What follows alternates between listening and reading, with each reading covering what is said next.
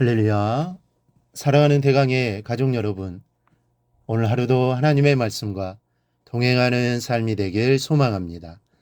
오늘 함께 나눌 하나님의 말씀은 로마서 12장 8절 말씀입니다. 혹 위로하는 자면 위로하는 일로, 구제하는 자는 성실함으로, 다스리는 자는 부지런함으로, 긍휼을 베푸는 자는 즐거움으로 할 것이니라. 아멘. 어제 우리가 살펴보았지만 가르침이 가르침으로 끝이 나면 무의미합니다.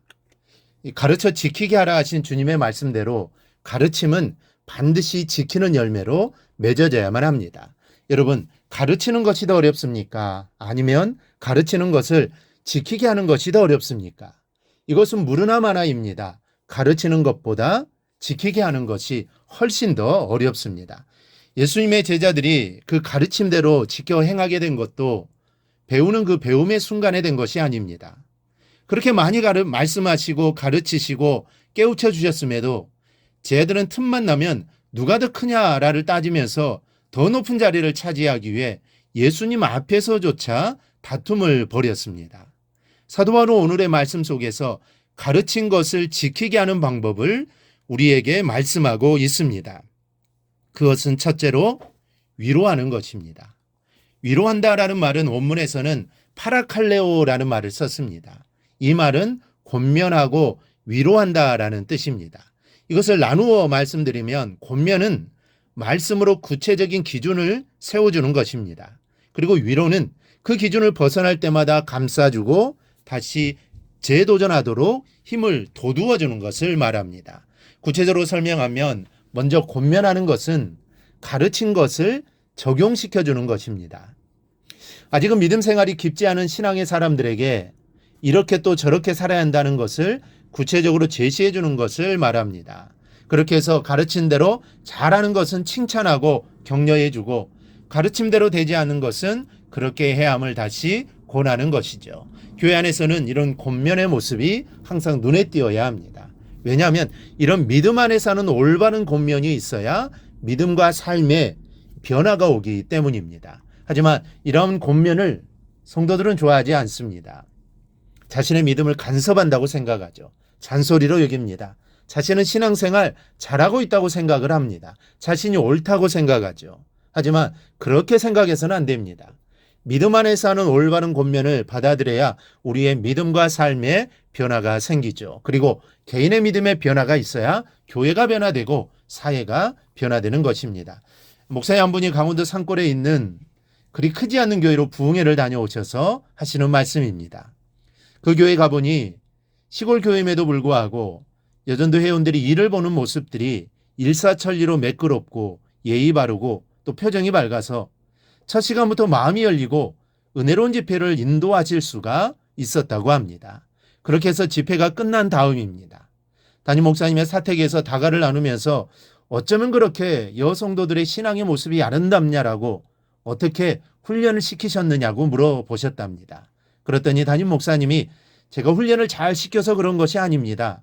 저희 교회에 내년에 칠순이신 권사님 한 분이 계신데 모든 면에서 솔선수범하며 본을 보여주시면서 처음 신앙생활하는 사람이 있으며 성수주일과 예배생활로부터 목회자를 섬기는 법과 헌금생활에 이르기까지 친절하게 권면하여 가르치시기 때문이다라고 말씀하셨습니다. 이렇듯 믿음 안에 하는 권면은 중요합니다.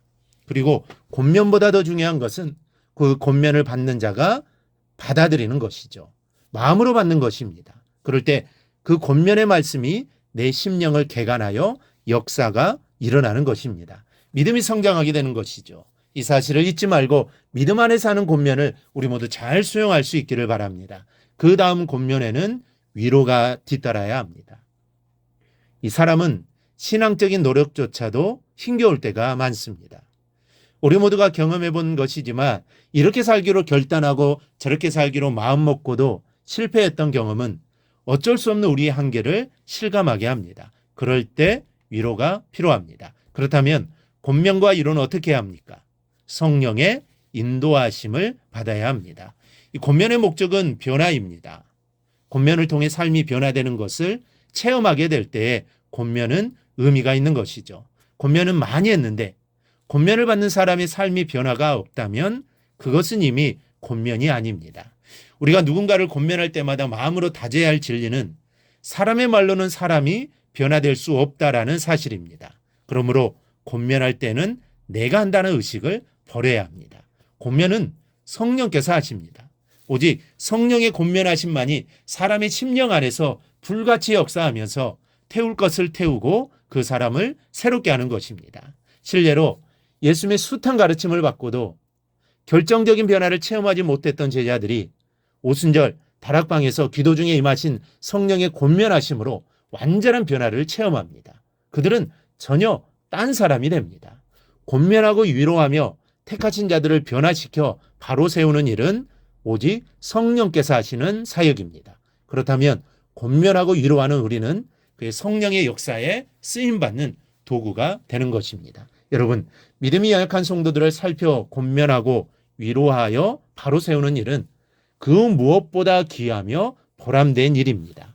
그런데 반드시 성령의 인도하심으로 해야 합니다.